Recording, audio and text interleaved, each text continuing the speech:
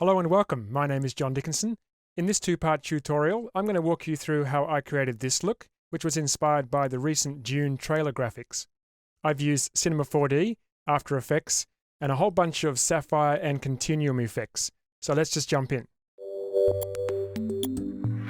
Now it's important to understand that I wasn't trying to match the trailer graphics exactly.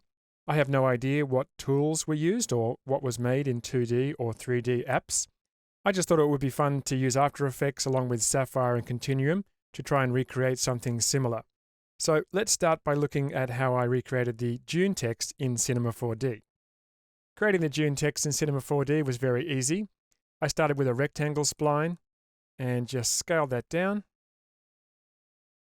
Press the C key to make that editable and uncheck Close Spline. And I guess this would be the E. I just rotated it for the other letters. And just select both those points. I'm going to press Shift C to bring up the commander and type in chamfer. And just choose chamfer. Double click and just click and drag to the right all the way to round that out. So that creates the base spline. And next, just using a sweep object, dragging in the rectangle, and just creating a new end side, and just scaling that down too, and dragging that in as well. And you can see we have the C shape, and I can just scale that end side and also scale the rectangle.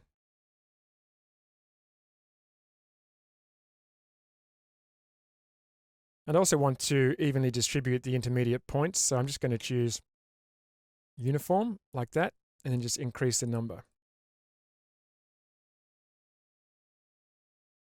Now currently I'm displaying using isopalms, just going to choose wireframe.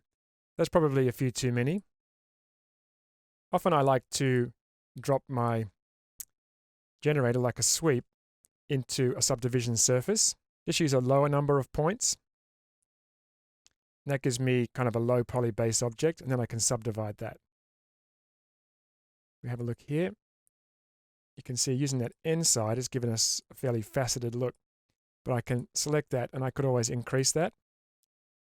But as I just said, if I just hold down Alt or Option and then choose Subdivision Surface, then I can subdivide that. I also want to give this a rounded cap. I noticed in the trailer that they actually had flat ends. I just thought I'd take a bit of creative license and give these round ends or round caps. So it's already set to round. If I just choose size, bring that up, and just come back to wireframe. There we go. Turn on the subdivision surface, and that's exactly how I created that. So that was just saved as a Cinema 4D file, ready for import into Title Studio.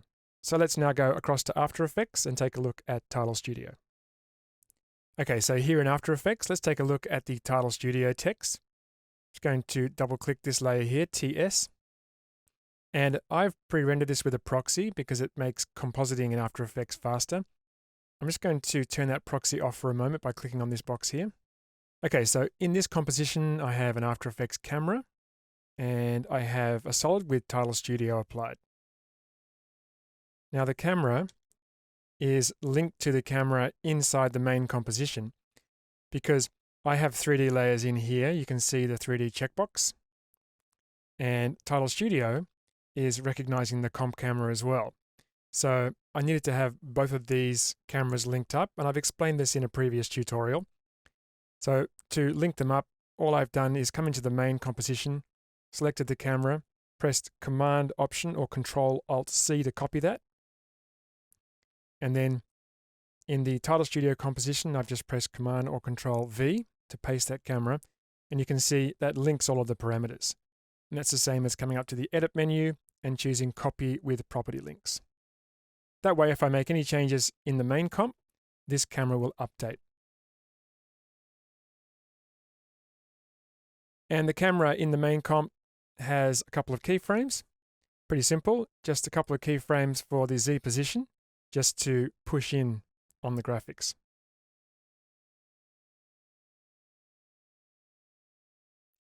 Okay, so in Title Studio, I'm just going to click Launch UI. And here's my Dune text. Now, I'm just going to show you how I brought that text in. Just going to turn this off for a moment. And click here on Add New Media and choose 3D Model File. Choose Dune 01 and click Open. And that instantly adds that into the composite window. Now it comes in as a single model file. Even though you can see it says DUNE, I need to actually break this up into individual files or individual objects. So to do that, we come up to the Track menu and choose Convert to Container.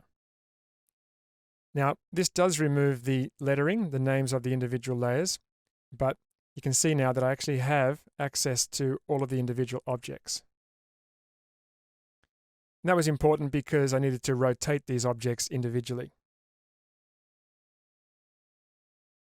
I'm going to delete that, and let's break down the one I've already created. I'm going to turn that back on again. And just twirl that open. Now we'll use the E as an example.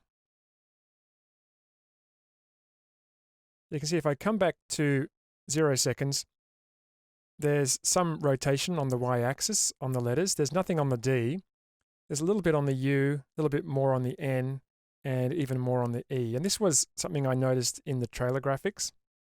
And you can see with that layer selected up here in the controls that I've keyframed spin Y. I just drag that. You can see how that rotates that letter. So I basically came to around 3 seconds in the timeline and then chose to add a linear keyframe. And that's for these letters, so the E and the N and the U.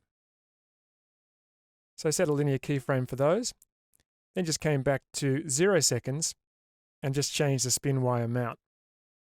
So you can see spin Y on the E was -70, and on the Y was -45, so a little less, and on the U set to -20. And as I mentioned, nothing on the D. So that just rotates those into place.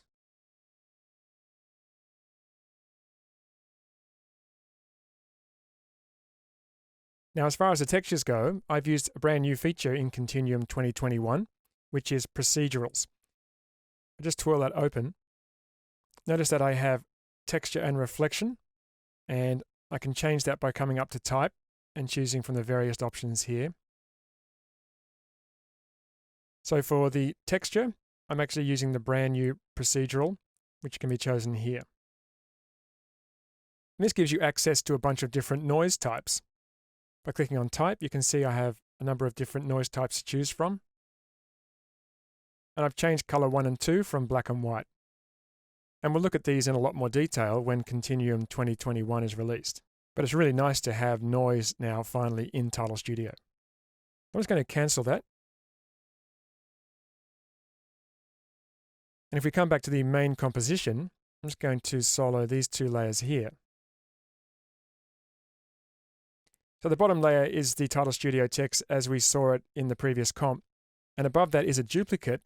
To that I've applied Sapphire Hotspots and Sapphire Glow. Let me just turn the bottom one off and turn off Hotspots and Glow. So there's our original text. So using Hotspots to very quickly give me a nice crushed version, crushing the luminance. You can see everything is pretty dark, but we've got these nice bright hotspots. And then Sapphire Glow on top of that. And then adding that on top of the original text using the Add Blend mode. Just like that. So rather than applying hotspots and glow just to a single layer, using a duplicate and adding it using the blend mode gives you a better result. Otherwise, it would have been too dark.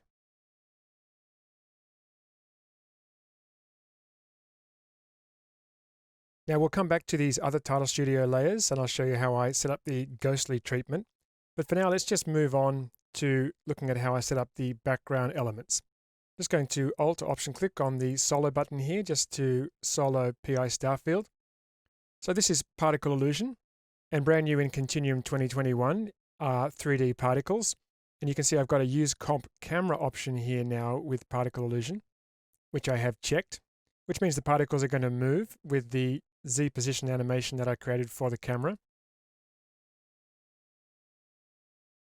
And I've created that look just using a preset here in the Continuum version of particle illusion. You can see Starfield here. In the Continuum plugin version of particle illusion, you have a bunch of these different presets which you can choose from. And these aren't particle illusion emitter presets. These are full particle illusion projects. And that means they can be saved with forces and deflectors, something that emitter presets can't do. You could also preview those using the FX browser. Just quickly mention also there's another solid below that I've named background, and I'll just turn that one on. It's probably going to be a little bit difficult to see in the recording, but I've just added a little bit of color to that to make it not black, just by using a fill effect. And you can see it's almost black, just a very, very, very dark red, rather than just being a black background. Notice this little box here, this little blue dot, meaning that this has an effect mask applied. You can see there's a mask applied here. If I just open up fill and come down to compositing options, you can see for mask reference 1, I've chosen mask 1. So that's masking out the effect, but it's not masking the background because I still want to have black around the edges. If I turn this off, just turn off Starfield and just show the transparency grid, you can see we can actually see transparency in the background. But by making it an effect mask and not just a general mask, that way I can mask the effect and not mask out the background. And Starfield sitting above that. Now above that we have these crescent layers. Let's just take a look at one of these. This is just being created based on something I saw in the trailer. They probably created it in a completely different way, but I just wanted to see if I could create something similar using shape layers in After Effects. Let me just zoom in on that. I might just solo it for a moment and just toggle the transparency grid. Let's preview that. So there's these series of rings. I've just named it crescent. And there's this sort of movement going through them. You can have a look at the trailer and see this element in the trailer and see how they did it. I think they actually did it using particles, but I've done it in quite a different way. Let me just turn off these effects and twirl open crescent 1. So using shape layers are super handy in After Effects for creating all kinds of things. Let's just turn off these different operators. So I've got an ellipse, which is pretty straightforward. Just by coming up here and choosing ellipse tool and just dragging it into the comp. And I've used the trim paths operator, so just by choosing add, trim paths, turn that on, and you can see I've trimmed the start and the end, just like that, to create that kind of crescent shape, or that arc. And I've used a repeater, so once again, choosing add and choosing repeater. And just adjusting the transform amount for the repeater. When you first apply a repeater, the position's different. I think this is set to 100. So that'll push these to the side.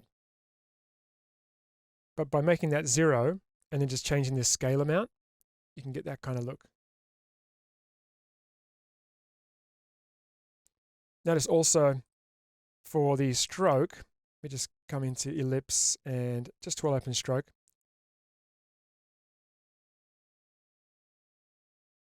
I've got taper on here. If I just turn that on, you can see by tapering the ends there, I just thin those end points down, and that actually makes that look like it's sort of fading off into nothing. And this is a fairly recent feature in After Effects, being able to taper strokes like this, and very handy. And I've also used a new wave feature. Let me just turn that on. Wave runs a wave shape through the stroke. And you can adjust the wave length. See, I've made my waves quite small, almost like dashed lines. There's also a phase parameter as well. I'm just going to turn off the expression. And if I just drag that, see how I can actually animate the waves through the strokes. But of course, using a simple time expression and multiplying that by 10 just gives me some auto animation. I just wanted some movement.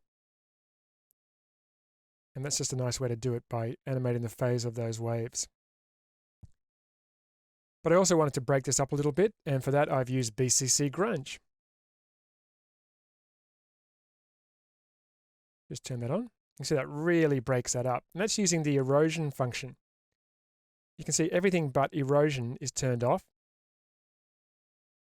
And it's using the LT Gallery number 4 JPEG. So it's eroding the layer based on that JPEG. Just to change the amount. You can see you can erode it quite dramatically.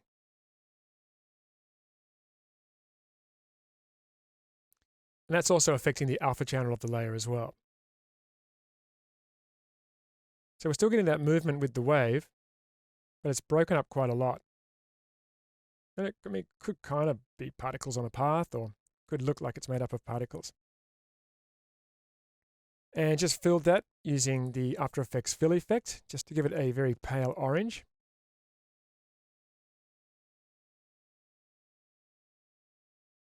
And also a little bit of Sapphire Blur, just to get rid of that crunchiness that the erosion has introduced.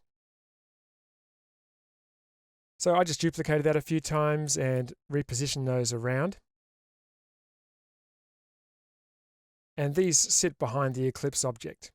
And once again, just inspired by the trailer graphics. And I just wanted to add a few of those kind of features. So using After Effects shape layers. Let's turn on the Eclipse base here. Now I've just called this Eclipse base. This is another shape layer. Just twirl that open. And you can see that it's just another ellipse. This time with a fill, with just a light brown. And blurred that using Sapphire Blur. And this gives that nice, big, soft glow in the background. Okay, so let's just jump ahead. We'll skip lines and this Z buffer and these particle illusion layers, and we'll dive into this Eclipse comp. And this is the comp where I've created this look where the sun, or this bright energy source, I'm presuming it's the sun, is eclipsed by this moon, I guess. You see how the light source is moving behind this moon shape, and I've called it the eclipse. And this is made up using a bunch of different shape layers and a number of different effects. So let's break this down. Now in the trailer, this may well have been created in 3D, but I looked at this and I thought maybe there's an opportunity to use After Effects shape layers taper feature. And that's exactly what I did. So let's break this down. I'm going to start at this sun base layer. You can see all of these layers with the star are all shape layers, including this one, sun base. If I just twirl this open, might just turn off the effects for a moment. So we've got a standard ellipse. I've just toggled off the mask here. Let me just turn that on. So there's my ellipse, and it has a stroke applied. Just twirl that open, and you can see it has keyframes for taper, start and end length, and start and end width. Notice how it's a little bit thinner on this side. That's because I've reduced the start width and the end width. So the light source, the sun, has already started to move behind the moon, rather than the stroke being all the same thickness all the way around. So it's directly behind. And as I move my time indicator, you can see I've got a couple of keyframes there. So it gets thinner and thinner. And then it hits those start length and end length keyframes, and the stroke starts to move around. So it appears as if that light source is moving behind the ellipse. Let me just hide those masks again. Just like that. So it's just an animated taper that's giving that effect. I thought that was quite effective, but obviously it needed a fair bit more work to make it look somewhat like the trailer. So to that I've added Sapphire Blur. Just give that a little bit of blur. And I've also used the turbulent displace effect, just to give it a little bit more detail on the edges there.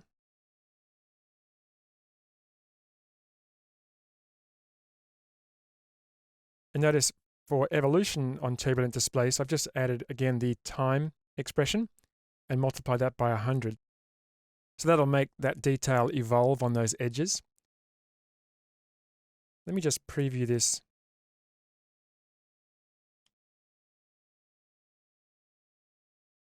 So it's very subtle, but we're just getting a little bit of movement on those edges, makes it look a little bit more like a light source.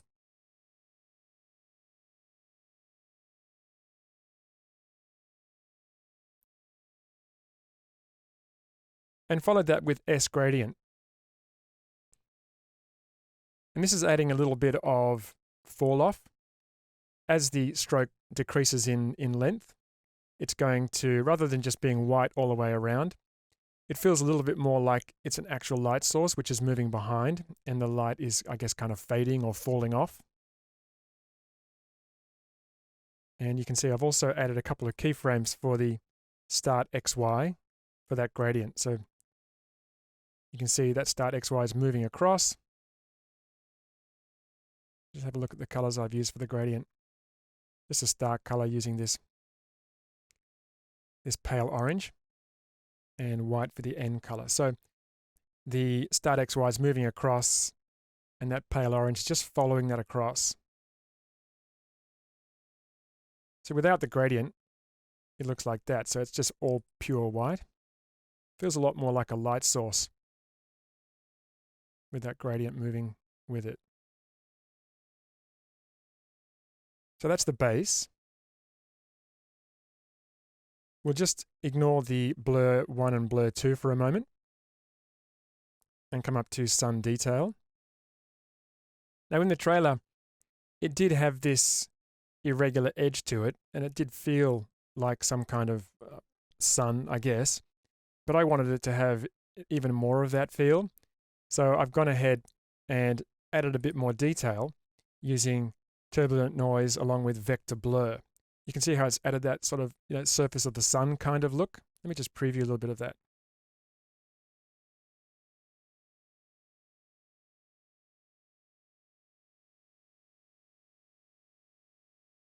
Didn't want too much, but I wanted it to feel like we're getting that sort of surface of the sun, kind of like flames coming from that edge.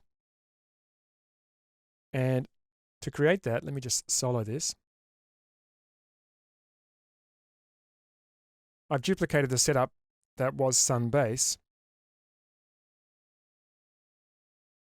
And once again using Sapphire Blur, and this time adding turbulent noise. And that also has the time expression on evolution. So we get a little bit of movement through there. Kind of sort of like, surface of the sun, kind of fractal evolution. And to give those sun-like flames, I've used CC Vector Blur. Let me just turn that on. And you'll notice here under Vector Map, I've used this fractal noise warp polar layer. And this is this layer here. So this is a separate solid.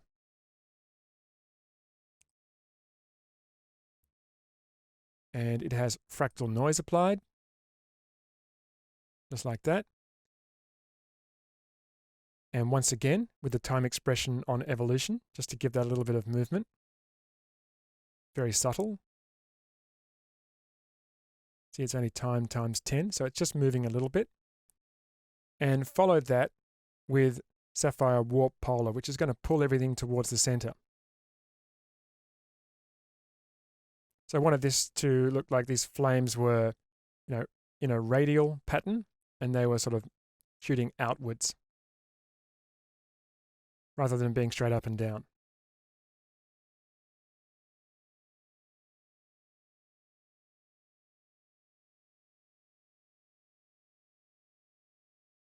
So once again, for sun detail, for vector blur, I've actually chosen that layer as the vector map.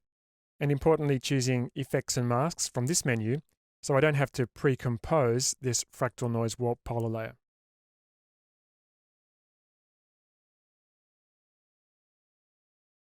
That layer's also got the soft light blend mode, so those two layers combined give me this. Just a little bit more detail. I thought that looked a little more sort of sun-like. Okay, let's just come up above that one to BCC Sphere. Now in the trailer, the moon element was basically black, but I wanted it to actually have a little bit more color to it, and I wanted to sort of exaggerate the idea that the light was moving behind this object. So rather than using, a black solid or an ellipse shape layer and maybe using a gradient, I actually thought BCC Sphere would be more useful because this isn't actually a 3D sphere. And by animating the light source, light 1, and that's specifically the Z position of the light, specifically the source Z light 1, what that's doing, let me just solo this, is it's moving the light behind the sphere. So we get a much more realistic fall off of the light as it's moving behind. We don't get a straight line that we would get if we used, say, a gradient or we masked a solid. We get this curvature. So if I move my time indicator, you can see how that's really looks realistic, like the light source is moving behind a spherical object. And I thought that was much more effective than using a solid with a gradient. I've also actually just decreased the ambient light completely to make the sphere black. I just increase that. You can see how that actually adds some overall ambient light to it, but I didn't need that.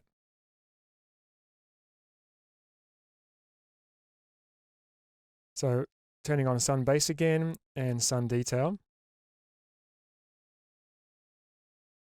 So BCC Sphere is above both of those layers, and you can see how that sort of crops that as well. Obviously, we don't want to have, these sort of flamey edges on the inside, only on the outside. Notice also I've applied Sapphire Blur channels. So I'm just going to turn off the rest of those effects. So that's BCC Sphere by itself, but that edge looks kind of crunchy. Needed to be softened up. So I've actually used Sapphire Blur channels and just blurred the alpha channel slightly. You can see a 0.5 value on blur alpha. And if I just zoom in, you can see how that softens the alpha channel. Just like that. And then just added a bit of After Effects noise HLS. Just to add a bit of noise to that. I like noise HLS because it's not auto-animated. And when you apply just standard noise, it actually is animated, and that's not what I wanted. Just a little bit to break that up. I guess make it look a little more filmic. And also hide that banding.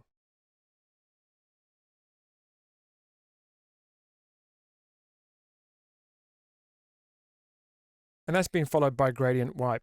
I did notice as this moon object fades out on the trailer, it doesn't just dissolve off, it actually dissolves off with some detail in it. And I thought a gradient wipe would be a good way to do that. Let me just solo this again. So for After Effects' gradient wipe, I've just used for the gradient layer, just this fractal noise layer. Let me just turn this one on. Just standard fractal noise. And come back again to here. And just added a couple of keyframes. Let me just select BCC Sphere again.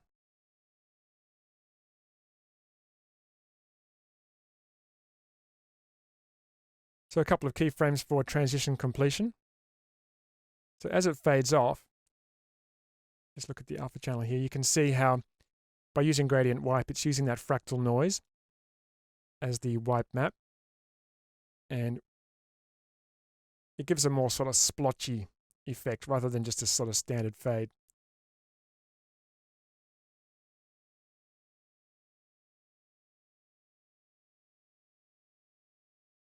And what that's doing is also revealing those lines that we haven't looked at yet in the main comp. It kind of reveals the lines behind, but not all at once, just in the areas where the fractal is dissolving this out. Just add a little more interest.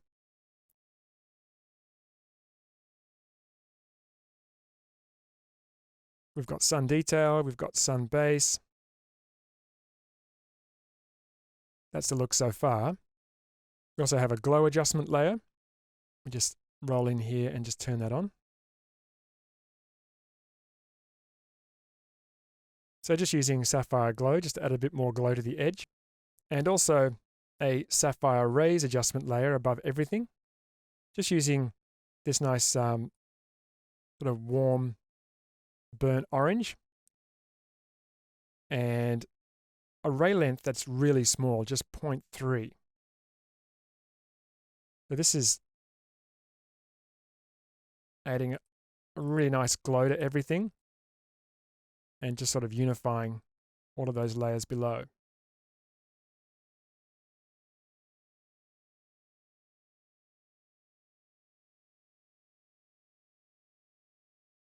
So the last two layers are these blur layers, and this is the sun base duplicated.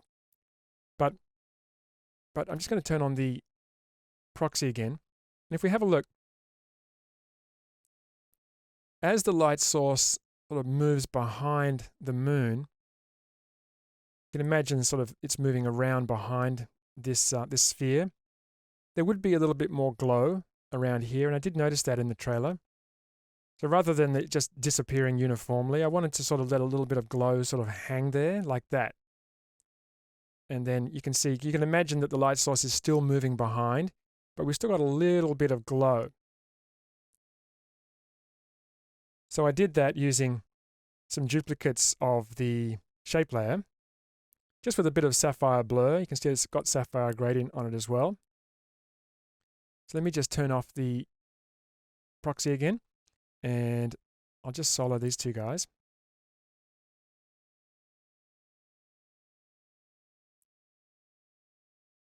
So there's those two layers. So one of them is quite blurred. The other one is not really blurred much at all, but it just adds that sort of fingernail of light. I just offset the start and the end of those of the original sun base. Let me just turn that on. So there's the sun base. Let me just turn off blur one. See, I've just extended that start and the end of the stroke, because I was finding that it was just a little bit too blunt. I wanted that light just to linger a little bit more along those edges.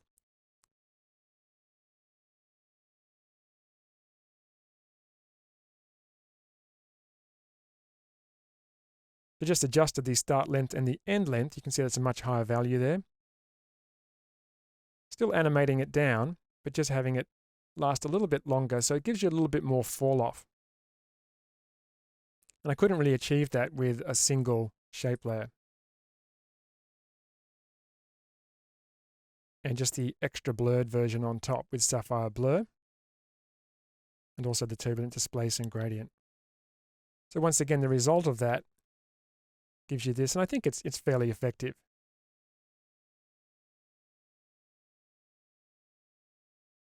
Now, the Eclipse also has a couple of opacity keyframes, which are used in conjunction with that gradient wipe I showed you in the pre-comp. But you may notice that currently the lines, this layer down here, which is below the Eclipse layer, appear to be in front. And that's because both of these layers are actually 3D layers. You can see they're indicated by the cube here and here. But the lines 3D layer is actually in front of the Eclipse 3D layer in 3D space. If we have a look at the position keyframes, I've set some position keyframes for the Eclipse, which actually does animate a little bit faster back in Z than all of the other layers. So it actually moves a little bit faster. And what that's doing is it's actually pushing the Eclipse behind the lines. So even though the lines are technically in front of the sphere layer, there is a way that you can push it behind in Z space, and that's by using a 2D layer.